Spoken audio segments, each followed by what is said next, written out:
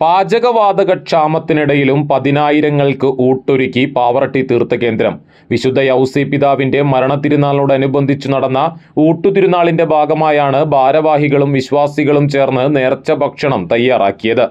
50,000-ഓളം വിശ്വാസികളാണ് നേർച്ച ഭക്ഷണം കഴിക്കാനെത്തിയത്.